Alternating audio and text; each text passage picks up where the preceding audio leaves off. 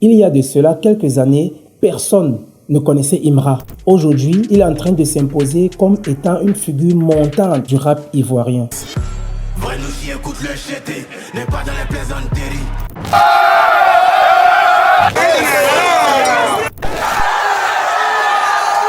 La vraie question, c'est comment a-t-il pu réaliser cet exploit en quelques années seulement? Parce que dans l'industrie musicale, le talent juste ne suffit pas. On le sait tous. Le talent, c'est juste un atout parmi tant d'autres. Comment en si peu de temps, il a pu passer d'une personne inconnue, une personne lambda, à devenir l'un des grands boss du rap ivoirien.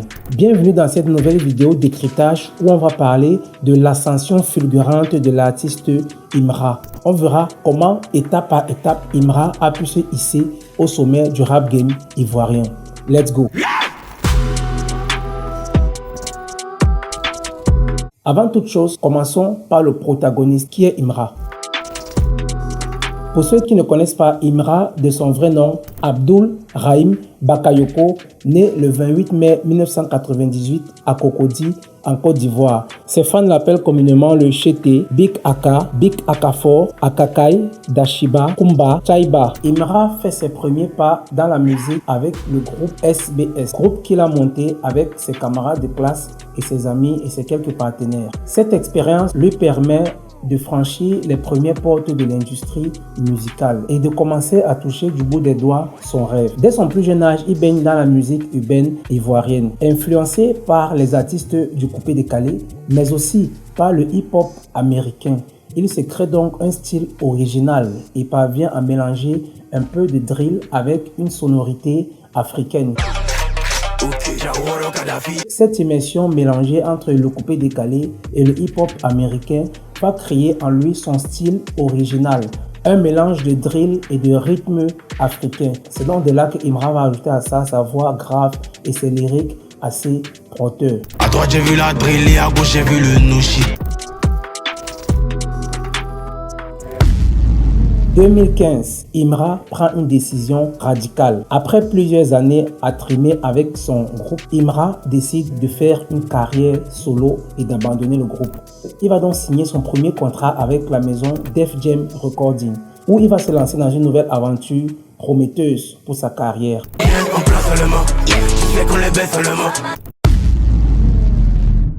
Après la mort du géant et célèbre artiste Didier Arafat, la musique ivoirienne vit comme une sorte de vide, comme un creux, comme une sorte de partition creuse. On a besoin d'un sang nouveau, on a besoin d'un sang neuf. Et là, une guerre est déclenchée entre la plupart des rappeurs et artistes ivoiriens qui étaient en pleine ascension. Et c'est là que Imra va commencer à marquer sa présence un peu plus forte. On met le feu, badou badou.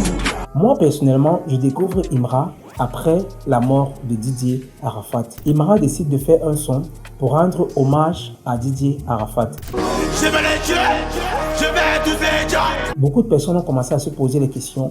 Mais qui est ce mec? Quelle est cette voix grave? Quelle est cette voix attaquante? Comment est-ce qu'on peut le retrouver? Et à partir de là, Imra a commencé à ouvrir les nouvelles portes pour son ascension.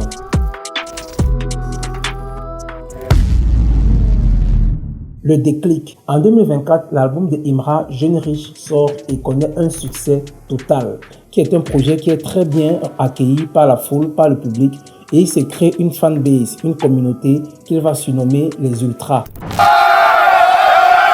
Les Ultras, c'est le nom donné aux fans de Imra, comme Arafat avait les Chinois, et c'est une communauté de fans bien solide, bien forte, et qui a commencé à naître au début de la carrière de Imra. Le 25 juillet 2024, l'album est certifié disque d'or.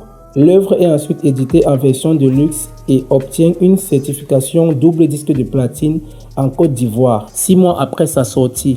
Et ensuite disque de diamant 1 an après sa sortie, délivré par l'Association des producteurs de Côte d'Ivoire, plaçant directement Imra dans la cour des grands.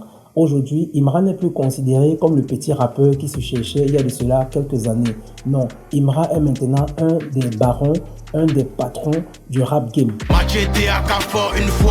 Et quelques années après, l'album est certifié disque de platine, confirmant aussitôt que Imra n'a plus sa place dans la cour des petits. Et après ça, s'enchaînent des featuring, des sons. Pour son comeback, le célèbre rappeur français La Fouine, pour son projet CDCR, Capitale du Crime Radio, décide de faire un featuring avec Imra. Et imaginez quoi? C'est pas Imra qui va vers La Fouine, non. C'est le grand La Fouine qui se déplace, qui va en Côte d'Ivoire avec son équipe. Ils enregistrent le son et ils font le clip. C'est une ascension fulgurante et totale. Vous n'imaginez pas ce que ça fait de recevoir dans son pays, dans son territoire, un artiste français qui vient vous demander un featuring et qui fait le clip chez vous en Côte d'Ivoire. Lui-même le dit dans le son. C'était un rêve pour lui. J'étais La Fouine, c'était un rêve. Attends, je vérifie si je dors. Dans les interviews, il a mentionné plusieurs fois qu'il a toujours été fan de La Fouine et de sa musique. On va pas oublier de parler aussi du single Number One, qui est un single en collaboration avec l'artiste Minz. Number One. Le titre a été certifié single d'or par la Snap en février 2026. Aujourd'hui, Imra est positionné comme étant l'un des patrons du rap game ivoirien. Il représente une nouvelle génération pour le rap ivoire. Et ceci lui a valu beaucoup de tiraillements, puisque vous savez très bien, le rap, c'est une zone de guerre, c'est une zone de concurrence, c'est une zone d'affrontement. Tu ne peux pas t'imposer si tu n'es pas fort moralement, physiquement et tout ce qui va avec. Et ça, Imra a le secret, parce que lui-même le dit dans ses sons, il adore la compétition. J'adore la compétition. Son vrai avantage, ce n'est pas seulement sa musique ou son talent, non, c'est sa compréhension du jeu, sa compréhension du game. Imra a très vite compris comment est-ce que ça se passe, comment se positionner, sur quel point appuyer et sur quel point ralentir. Et il a appliqué à la lettre exactement toutes ces stratégies et aujourd'hui on a le résultat, une carrière florissante. L'histoire de Imra nous fait donc comprendre que dans le rap ou dans la musique en général, le talent ne suffit absolument pas. Le talent n'est qu'un des atouts parmi tant d'autres. Deuxièmement, la constante. La constante est très importante. Il faut toujours être constant en tant qu'artiste. Et troisièmement, l'image est aussi très importante. C'était donc ça en résumé l'histoire de l'ascension de l'artiste Imra. Dis-moi en commentaire ce que tu penses. Dis-moi en commentaire si j'ai oublié un facteur, un fait ou alors une partie de son ascension qui te paraît importante. Est-ce que actuellement Imra est dans son prime ou alors est-ce qu'il pourra aller encore plus loin? Dis-moi aussi en commentaire si tu crois que Imra restera et demeurera l'artiste le plus populaire de la Côte d'Ivoire. Est-ce que Imra deviendra une légende au même titre que Arafat, Dougsaga ou encore les autres légendes de la musique urbaine? N'oublie pas surtout de t'abonner et de laisser un like. Je suis Nick Pro Nicanor, je fais constamment des contenus de ce genre. À la prochaine pour une nouvelle vidéo décryptage. Bleu.